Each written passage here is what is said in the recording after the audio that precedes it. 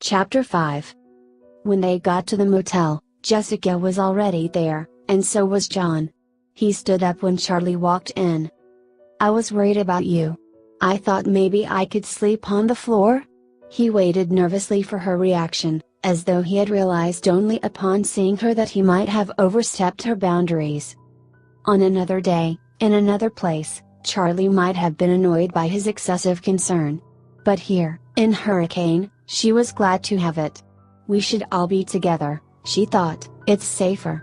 She wasn't really afraid, but unease still clung to her like cobwebs, and John's presence had been a calming one ever since they arrived. He was still looking at her, waiting for a response, and she smiled at him. "As long as you don't mind sharing the floor with Jason," she said. He grinned. "Just let me have a pillow and I'll be fine." Marla tossed him one, and he stretched elaborately, set it on the ground, and lay down. They all went to bed almost immediately. Charlie was exhausted. Now that her injury had been cleaned and bound up, the adrenaline of the night had left her body all at once, leaving her drained and a little shaky. She didn't even bother changing into pajamas, just collapsed on the bed next to Jessica, and was asleep in seconds. Charlie woke just after dawn, when the sky was still pale and a little pink. She looked around the room. The others wouldn't be up for hours, she suspected, but she was too alert to try to fade back into sleep. She grabbed her shoes, and, stepping over Jason and John's sleeping bodies, she went outside. The motel was set a little way back off the road, trees spread thickly around and behind it. Charlie sat down on the curb to put her shoes on, wondering if she could go for a walk in the woods without getting lost.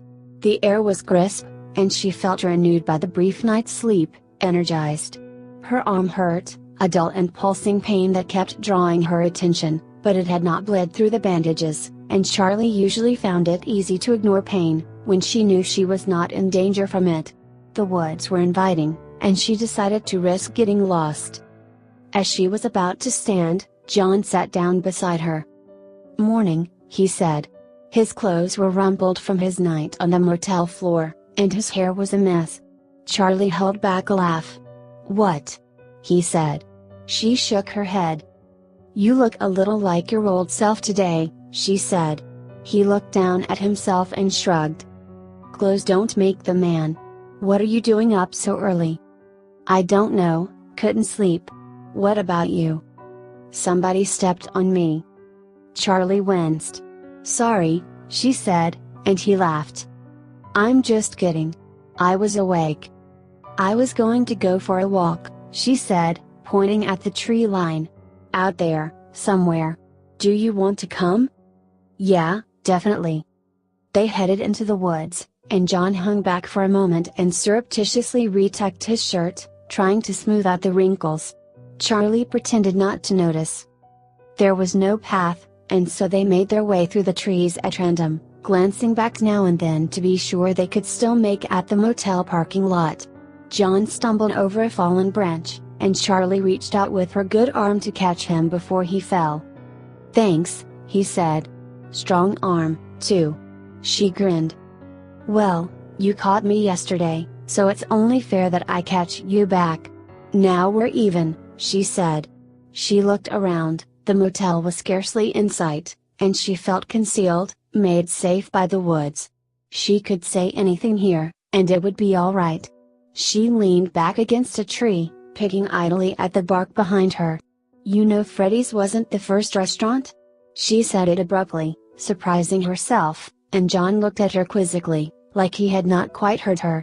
She didn't want to say it again, but she forced herself to. "Freddy's, it wasn't my dad's first restaurant. There was a diner, a little one. It was before my mom left." "I had no idea," John said slowly. "Where was it?" "I don't know. It's one of those memories from when you're a little kid, you know? You only remember the things that are right around you. I remember the linoleum on the kitchen floor. It was this black and white diamond pattern, but I don't remember where the restaurant was, or what it was called." "Yeah," John said. "We took a vacation to a theme park when I was like 3, and all I remember is the backseat of the car. So were they there?" His voice dropped a little quieter when he said it, almost reflexively. Charlie nodded. Yeah. There was a bear, and a rabbit. I think. Sometimes the details get mixed up in my head. They're not like normal memories, she said, needing him to understand the story's defects before she told him the rest. It's like when you have a realistic dream, and in the morning you're not sure if it really happened or not. It's just impressions, little snatches of time. She trailed off. She wasn't explaining it right, she was choosing all the wrong words. She was reaching back too far in her memory, to a time when she did not yet speak. It was a time when she did not have the words to name the things she saw, and so now, when she tried to recall them, the words could never be right. She looked at John. He was watching her patiently, waiting for her to go on. She wanted to tell him this story from her life that she had never told. It was not even a story, not really, just something that nagged at the edge of her mind, something flashing by randomly in the corner of her eye. She was not entirely certain it was real, and so she told no one. She wanted to tell John, because she wanted to speak it to another person, and because he looked at her with trusting eyes and she knew he would listen and believe her. Because he had cared for her a long time ago, because he had caught her when she fell, and he had come here to sleep and keep watch all night. And, thought a pragmatic, slightly cruel part of her, because he was not part of her real life. She could tell him this, tell him anything, and when she returned home, it could be as though it had never happened. She wanted suddenly to touch him, have confirmation that he was really there, that this was not another dream. She reached out her hand to him, and, surprised but glad, he took it. He stayed where he was, as if afraid that moving in closer would scare her. They stayed that way for a moment, and then she let go, and she told him the story the way she spoke it in her head, the memories of a small child mixing with the things she had come to understand as she grew older. There was another restaurant, rustic and small, with red checkered cloths on the tables, and a kitchen you could see into from the dining area, and they all were there together. Her father, and her mother and us. When Charlie was very, very young, she was never alone. There was Charlie, and there was a little boy so close to Charlie that remembering him was like remembering a part of herself. They were always together, she learned to say we before she learned to say I. They played together on the floor of the kitchen, sometimes drawing pictures while hiding under a hardwood table. She remembered the shuffling of feet and the shadows of customers walking by. Light was broken by a slow-turning fan and thrown across the floor in ribbons. She remembered the smell of an ashtray, and the hearty laughter of adults lost in a good story while their children played. Very often she would hear her father's laugh echoing from a distant corner as he talked with customers. When Charlie pictured him laughing like that now, it was with a little ache, a sucking feeling in the center of her chest, because his eyes were bright and his smile was easy, and because he wanted them all to be a part of the restaurant, to share his work freely. Because he was not afraid to let his children roam and explore. He was yet untouched by grief, and so while he looked a little like the father she truly remembered, they were not the same man at all. Charlie was looking down at the ground as she talked, at the dirt and stones and cracked remains of leaves, and her hand was at her back, stripping bark from the tree. Does that hurt the tree? She thought, and forced her hands away, knotting them in front of her. The restaurant was open until late at night, and so when they began to falter, Charlie and the little boy would crawl into the pantry with blankets and soft toys to sleep until it was time to close. She remembered using sacks of flour as pillows, big bags almost as long as they were tall. They would snuggle down together and whisper words of nonsense that meant deep things only to the two of them, and Charlie would drift into sleep, half listening to the warm sounds of the restaurant, the clink of dishes and the murmur of grown-up talk, and the sound of the bear and the rabbit, as they danced to their chiming tunes. They loved the animals, the yellowish-brown bear and the matching rabbit, who wandered the restaurant, dancing and singing for the customers, and sometimes just for Charlie and the little boy. They sometimes moved stiffly and mechanically, and sometimes with fluid, human movements, and while the boy liked the animals best when they acted like people, Charlie liked them the other way. Their stilted movements, Their lifeless eyes, and their occasional glitches fascinated her. They acted alive, but were not. The narrow, yet bottomless, chasm between those things, alive and not alive, enthralled her, though she would never have been able to explain why. I think they were costumes, Charlie said now, still looking down at the ground. The animals weren't always robots. The bear and the bunny were costumes, and sometimes people wore them, and sometimes my father put it onto one of his robots, and you could always tell which it was, by the way they danced. Charlie stopped. There was more, but she could not bring herself to speak. There was something else that made her lock down her mind and force the memory away, the part that made her unwilling to ask Aunt Jen for answers, because she was afraid of what those answers might be. Charlie had not dared to look at John the whole time she was talking, staring only at the ground, at her hands, at her sneakers. Now she did look at him, and he was rapt, seeming almost to be holding his breath. He waited, not wanting to speak until he was sure she was finished. "That's all I remember," she said at last, even though it was a lie. "Wait, who was the little boy?" John said. Charlie shook her head, frustrated that he had not understood. "He was mine," she said. "I mean, he was my brother. We were the same." She was speaking childishly, as if the memory had taken hold of her, forcing her to regress. She cleared her throat. "Sorry," she said, speaking more slowly, trying to choose her words with care. "I think he was my twin brother." She saw John open his mouth, about to ask the question, what happened to him?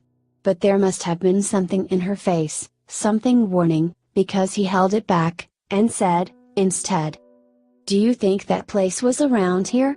I mean, I guess it could have been anywhere. Another state, even." "I don't know," Charlie said slowly, looking over her shoulders, then up at the trees. "This all feels the same.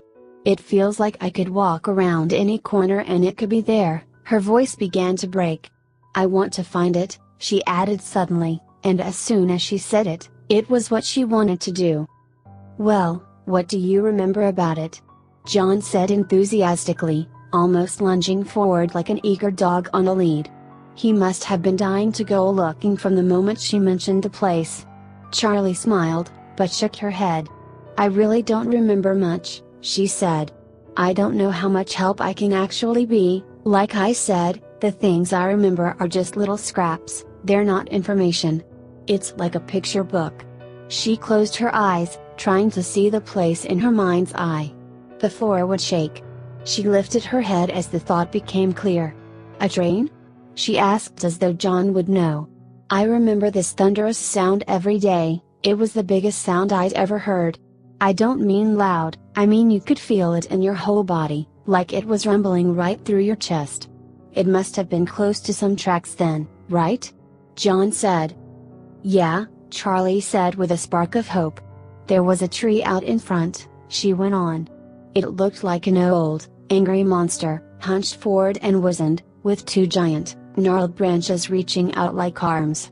Whenever we left for the night, I hid my face in my father's shirt, so I wouldn't have to see it as we walked by."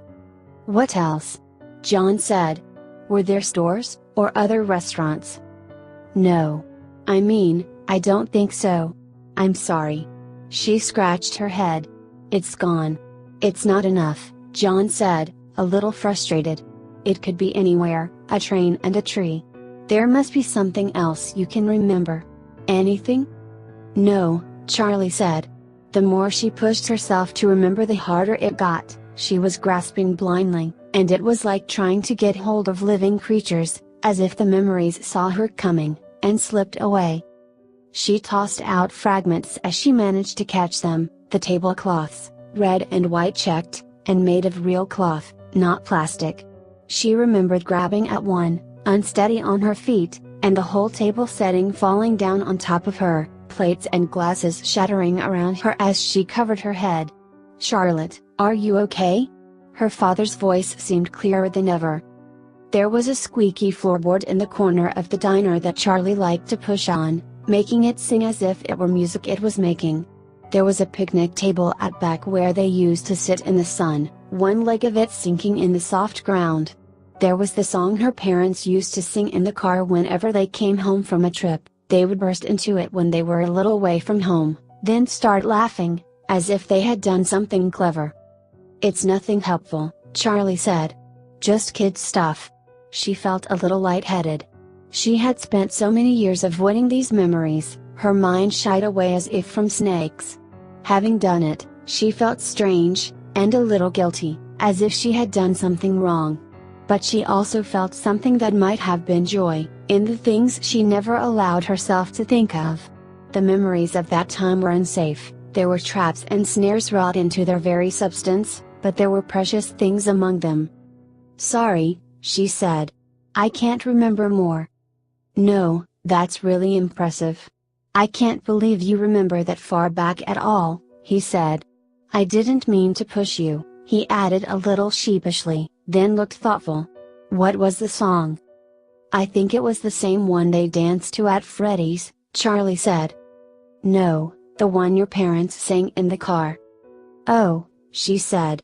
"I don't know if I remember it. It wasn't really a song, you know? It was just a little line."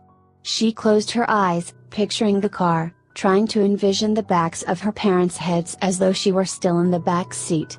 She waited, trusting her mind to give it up, and after a moment, it did.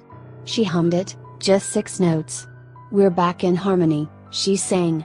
"And they'd, you know, harmonize," she added, embarrassed by her parents even now. John's expression was blank for a moment as the words at first seemed meaningless, but then his eyes lit with promise. "Charlie, there's a town north of here called New Harmony." "Huh?" was all she said for a moment. She listened to the words in her head, wanting them to set off an inspiration, trip a memory, but they did not. "I feel like that should ring a bell, but it doesn't," she said. "Sorry. I mean, it doesn't sound wrong, but it doesn't sound right either." She was disappointed, but John still had that thoughtful look on his face. "Come on," he said, extending his hand. Charlie wiped her cheek and took a shaky breath, then looked to him. She nodded with an exhausted smile and got to her feet. "Should we wait for everyone to wake up?" John said as they emerged into the parking lot after a brisk walk back. "No," Charlie said, with unexpected vehemence. "I don't want everyone there for this," she added in softer tones. Just the thought of the whole group going along made her anxious. It was too risky, too private, she had no idea what they might find, or what it might do to her, and she couldn't abide the thought of making those discoveries with an audience. "Okay," John said. "Just us, then." "Just us." Charlie went inside and grabbed her car keys, moving slowly so as not to disturb the others. As she was heading back to the door, Jason stirred and opened his eyes, looking up at her like he wasn't quite sure who she was. She put a finger to her lips. He nodded sleepily and closed his eyes again, and she hurried out the door.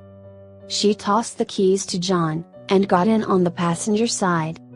"There's a map in here," she said, jostling open the glove box door. The map fell out amidst a pile of hand warmers and emergency food rations. "Your aunt strikes again." John smiled. Charlie held the map just a few inches from her face. New Harmony was close, not even an hour away. "Think you can navigate?" he asked. "Aye, Cap'n," Charlie said. "Turn left out of the lot." "Thanks," he said wryly. They drove back through the town, and out the other side, the houses farther and farther between as they went. Each one stood solitary, connected only by sagging power lines. Charlie watched the telephone poles and the dipping wires, repeating hypnotically as if they would go on forever, then blinked, breaking the spell. Ahead of them the mountains rose up ancient and dark against the clear blue sky. They looked more solid than anything else around them, more real, and maybe they were.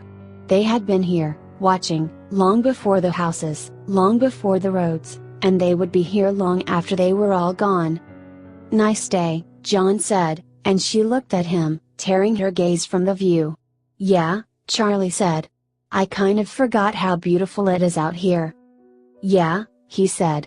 He was quiet for a moment, then looked at her sideways, and Charlie couldn't tell if he were being shy or just keeping his eyes on the road. It's weird, he said at last. When I was a kid the mountains kind of scared me, especially when we were driving in the dark. They were like some monstrous beast looming over us. He laughed a little, but Charlie did not. I know what you mean, she said, then she grinned at him. I think they're pretty much just mountains, though. Hey, she said suddenly, you never told me what your story was about. My story? He flicked his eyes at her again, a little nervous. Yeah, you said you got a story published, what was it about? I mean, it was just a little magazine, just local, he said, still reluctant. Charlie waited, and finally he continued. It's called The Little Yellow House. It's about a boy, he said, he's 10 years old. His parents are fighting all the time, and he's afraid they're going to get divorced. They fight, and he overhears them saying awful things to each other, and he hides in his room with the door shut, but he can still hear them. So he starts looking out the window, at the house across the street. They sort of keep their curtains open just enough that he can glimpses inside. He watches them go in and out of the house, this family, and he starts making up stories about them, imagining who they are and what they do, and after a while they start feeling more real to him than his own family. He glanced at Charlie again, as if trying to gauge her reaction, and Charlie smiled. He went on. So, summer comes, and his family goes away for a week, and it's miserable, and when they get back, the family in the house across the street has moved away. There's nothing left, just a for sale sign hanging in front. Charlie nodded, waiting for him to continue, but he looked at her a little sheepishly. That's the end, he said. Oh, she said. That's really sad. He shrugged. I guess. I'm working on something happy now, though. What's that? He grinned at her. It's a secret. Charlie smiled back. It felt good to be out here, good to just be driving out into the horizon. She cranked the window down and put her arm out into the air, enjoying the feel of the rushing wind. It's not wind rushing, it's us, she thought. What about you? John said. What about me? Charlie said, still happily playing against the wind. Come on, what's the life of Charlie like these days? Charlie smiled at him and pulled her arm back into the car. I don't know, she said. Pretty boring. There was a part of her that did not want to tell him, for the same reason she wanted him with her now, she did not want her new life to mix with the old. But John had told her something real, something personal, and she felt like she owed him the same in return. It's alright, she said at last. My aunt is cool, even if she does sometimes look at me like she's not quite sure where I came from. School's fine, I have friends and all that, but it feels so temporary. I have another year, but I feel like I'm already gone. Gone where? John asked, and Charlie shrugged. I wish I knew. College, I guess. I'm not sure what comes next. Nobody ever knows what comes next, I guess, he said. Do you? He stopped himself, but she prodded him. Do I what? She said teasingly. Do I ever think of you? He flushed, and she instantly regretted the words. I was going to say, do you ever see your mom? He said quietly. Oh, she said. No, I don't. It exhausted Charlie to think of her mother, and she thought her mother felt the same. Too much hung between them, not quite blame, because neither of them were to blame for what had happened, but something close to it. Their pain, individual, radiated off them both like auras, pushing at each other like magnets with the poles reversed, forcing them apart. Charlie? John was saying her name, and she looked over at him. Sorry, she said. I drifted for a second. You got any music in this car? He asked, and she nodded eagerly, seizing on the diversion. She bent over and picked up cassettes scattered on the floor, and started reading labels. He made fun of her tapes, she argued back, and after some playful bickering, she shoved a tape into the player and settled back again, to stare out the window. I think this is where the map's usefulness ends. John gestured to the road ahead. The whole area is pretty much blank. I think what we're looking for isn't going to be on this map. He folded the map and tucked it neatly to the side of the seat, craning his neck at the window to see what they were passing. "Yeah," she said. It looked like they had returned to civilization. Single houses littered the fields, and dirt roads branched off in all directions. The landscape was mostly bushes and short trees, the whole area nestled between rows of low-lying mountains.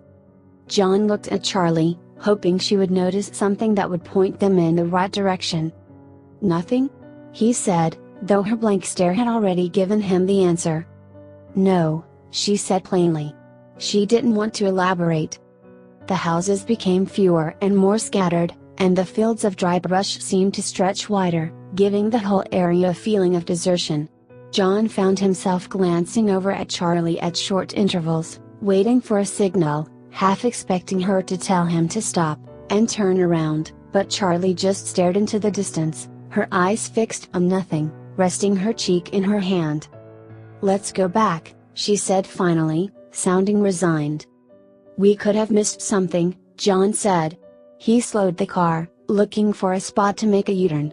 "We missed a lot back there, maybe it's down one of those dirt roads." Charlie laughed. "Really? You think we missed a lot?" She grew thoughtful. "No, none of this feels right. Nothing rings a bell." She felt a tear spill onto her cheek, and she swiped it away before John could notice. "Okay, no worries," Charlie said abruptly, pulling herself back from reverie. "Let's grab a bite, just you and me." John smiled, still checking his mirrors for a place to turn. Charlie shivered, then something caught her eye, and she almost jumped in her seat, sitting straight up. "Stop!" she shouted. John slammed on the brakes and the car skidded, dust billowing up all around the car. When they stopped, Charlie sat silently as John checked the rear view again, his heart racing. "Are you okay?" he said, but Charlie was already out of the car. "Hey!" he called after her, scrambling out of his seatbelt and rushing to lock the car behind him. Charlie was running back toward the town, but her eyes were on the field beside the road. He caught up quickly, trotting along beside her without asking questions. After a few minutes Charlie slowed and began shuffling her feet on the ground, peering down as though she had lost something small and valuable in the dirt. "Charlie?" John said. Until this moment he had not thought about what it was they were doing. It was an adventure, a chance to be alone with Charlie, to run off after a clue, but now she was starting to worry him. He brushed his hair back from his face. "Charlie?" he said again, his voice touched with concern, but Charlie did not look at him, she was intent on whatever she had found. "Right here," she said. She made a sharp turn toward the edge of the road where something protruded and snaked across the ground. John knelt carefully, brushing some of the loose dirt with his hand and exposing a flat metal beam. He kept going, uncovering a track that stretched across the road and went off into the field in both directions. It took him a moment to speak, it was as though the earth itself had tried to conceal it from them. "Be careful," he thought with a minor pang of alarm, but he brushed aside the feeling. "I think we found your tracks," he said, looking up at Charlie, but she was nowhere in sight. "Charlie?" He took a quick look up and down the road, but there were no cars. "Charlie?" he called again, waving the dust away from his face and racing to catch up. When he reached her he hung back a little, afraid to disturb her intense focus. There was a cluster of trees up ahead, gathered together as though around a campfire, tall and short, and thick and scraggly. Charlie dragged her foot along the track as she walked, as if it might vanish if she ceased to touch it. "What is that, an old station?" John asked, squinting and blocking the sun with his hand. There was a long building nestled in the trees, its color blending in with the small grove, making it difficult to spot. The tracks veered away, heading off toward the mountains, and Charlie stopped dragging her foot along them, letting them go. John finally caught up and they walked through the dry grass together toward the grove of trees, not far away now. "There has to be a road." Charlie strayed almost randomly, heading away from the building. John hesitated. "But..." He gestured toward the building, then followed her, looking back to make sure he knew the way back to the car. Before long, the ground leveled out beneath their feet. Old pavement, broken with weeds and mounds of crumbling rock, stretched across the field in a narrow, almost hidden path, leading once again toward the small building. "This is it," Charlie said softly. John approached her carefully, then stood at her side. They walked the road together, dodging around the pillars of grass that shot up from the breaks and holes. The tree was there, the one with reaching arms and a ghastly face, but it was no longer frightening, no longer as Charlie remembered. It must have already been dead when she was a child, she realized. Its limbs had fallen off, leaving jagged holes where they had been, and they lay where they fell, rotting into the ground. The tree seemed a frail and weak shade of its former self, only recognizable by the stumps and bulges on its side that had made its face. Now even the face looked tired. The building itself was long and dilapidated. It was a single story, with a dark roof and weather-beaten walls. The place had once been painted red, but time and sun and rain had won out over the paint. It was peeled and curling, whole long strips of it gone and the wood beneath showing, dark with what might be rot. Its foundation was overgrown with tall grass, and Charlie thought it looked as if it were sinking, as though the whole structure were slowly being swallowed by the earth. Charlie grabbed John's arm as they neared it, then let it go and straightened her back.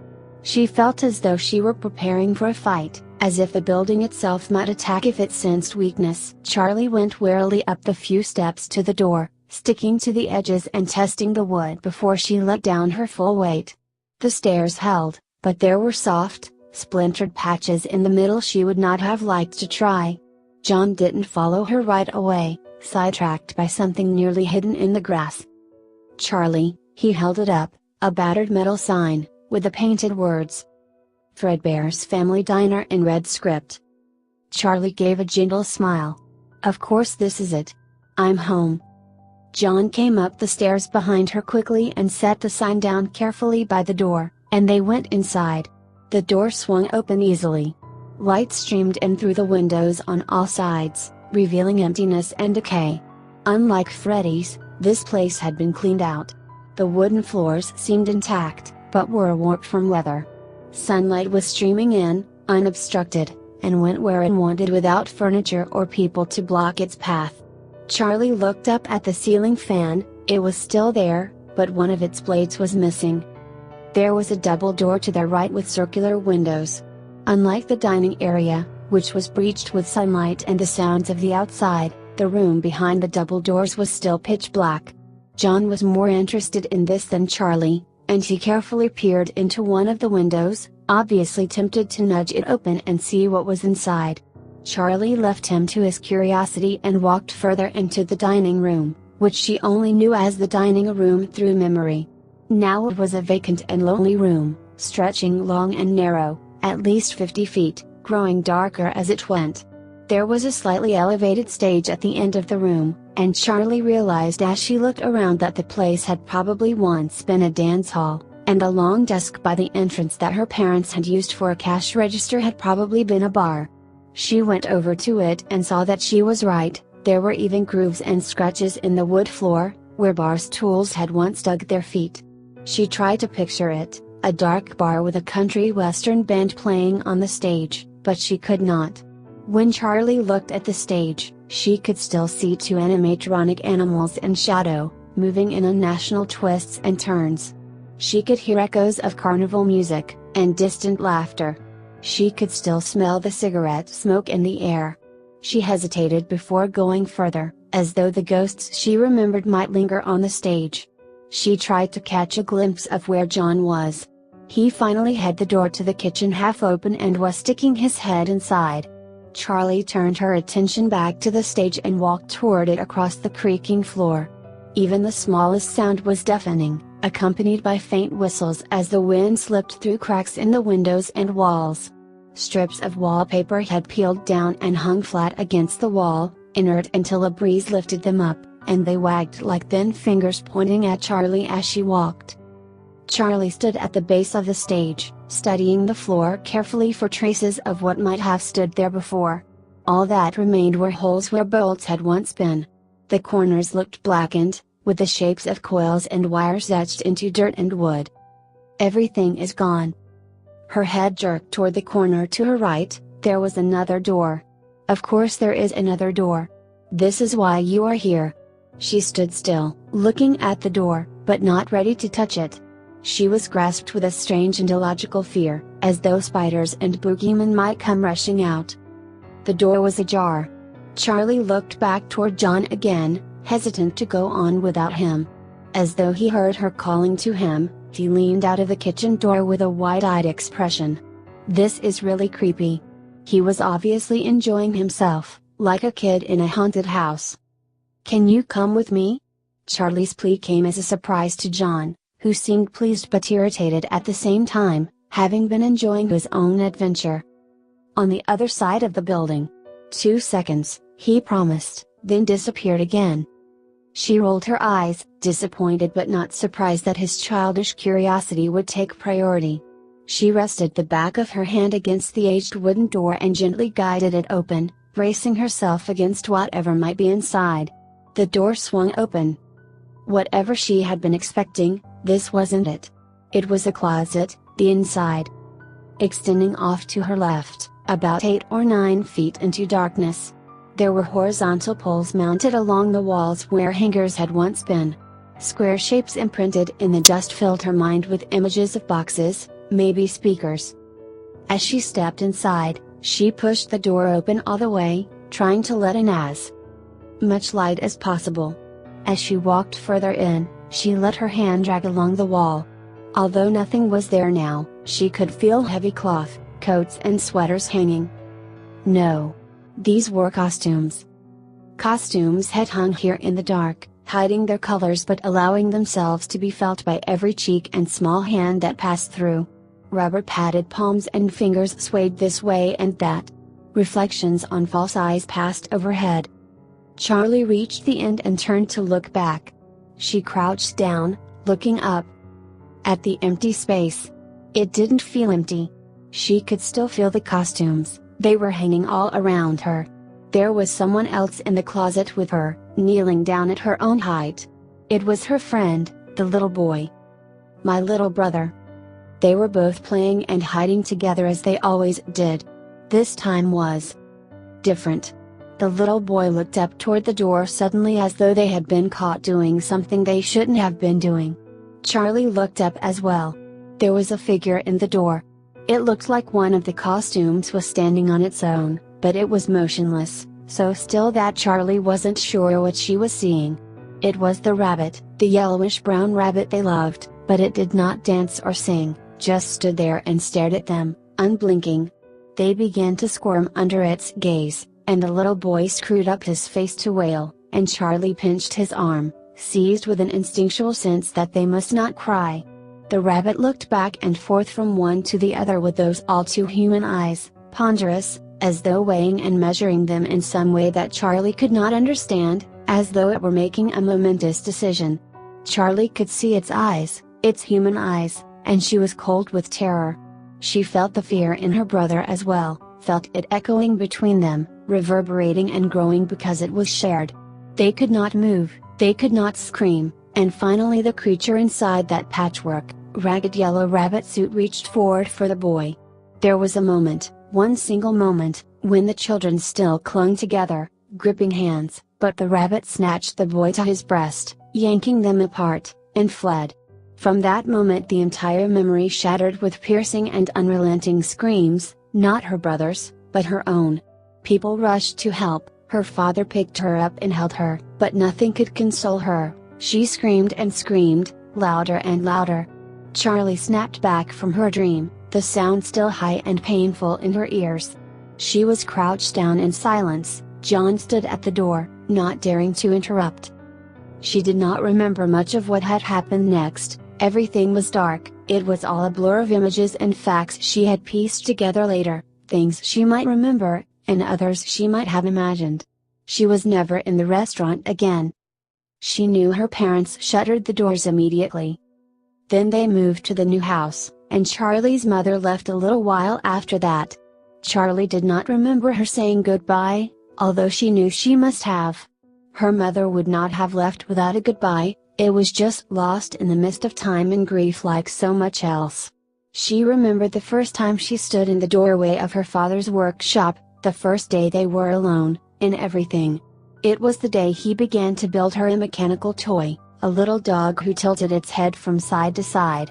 She smiled when she saw it finished, and her father looked at her the way he would look at her for the rest of his life, as though he loved her more than life itself, and as though his love made him unbearably sad. She knew even then that something vital inside him had broken, something that could never be repaired. Sometimes he seemed to look right through her, as if he couldn't see her even when she was standing right in front of him. Her father never again spoke her brother's name, and so Charlie learned not to speak it either, as though to speak it would send them back to that time and unravel them both. She woke in the mornings and looked for the little boy, having forgotten in her dreams that he was gone. When she turned to where he would be, and saw only her stuffed toys, she would cry, but she would not say his name. She was afraid to even think it, and she trained her mind to shrink from it until she truly forgot, but deep inside she knew it, Sammy. A rumbling sound rose, loud and low like a train passing, and Charlie startled. A train? She looked around her, eyes wide. She was disoriented, not sure if she was in the past or present. It's okay. I don't think it's anywhere near here. Might just be a big truck. John took Charlie's arm and pulled her to her feet. Did you remember something? He whispered. He was trying to catch her gaze, but she was focused elsewhere. A lot. Charlie put her hand to her mouth, still staring into the darkness as if she could see the scene. John's hand on her arm was an anchor, and she clung fast to it. This is real.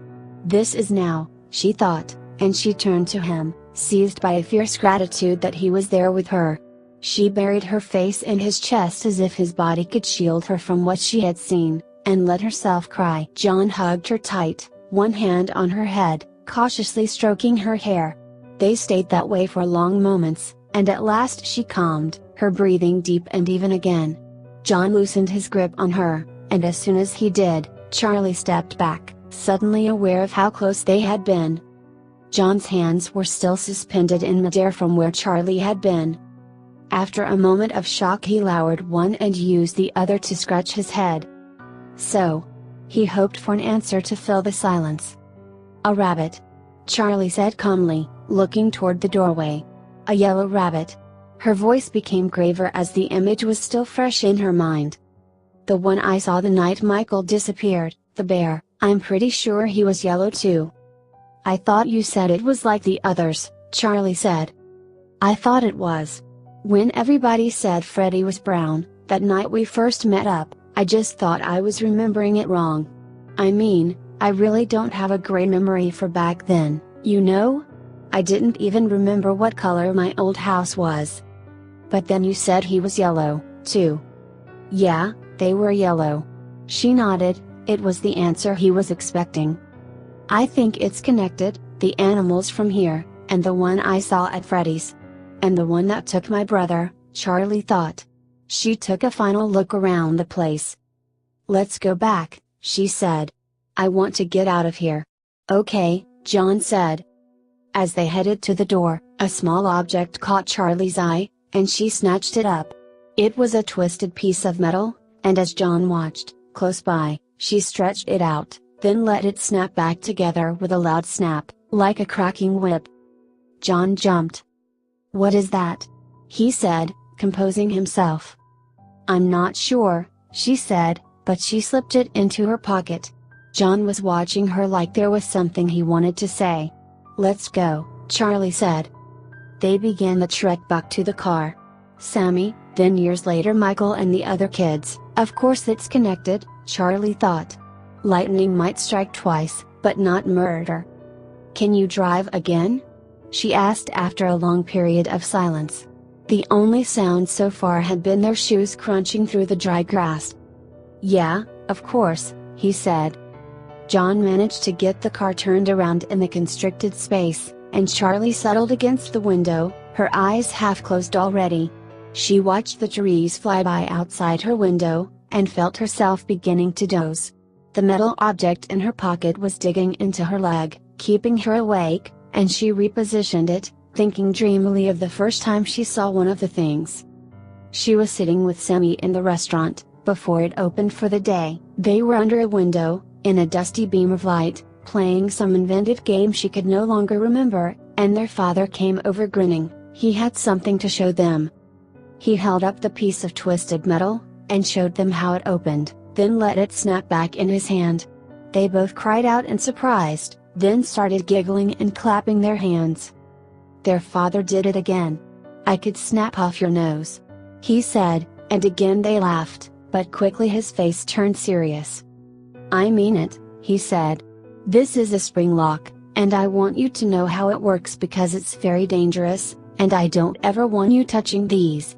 This is why we never put our hands in the animal costumes. It's very easy to trigger these if you don't know what you're doing, and you could get hurt.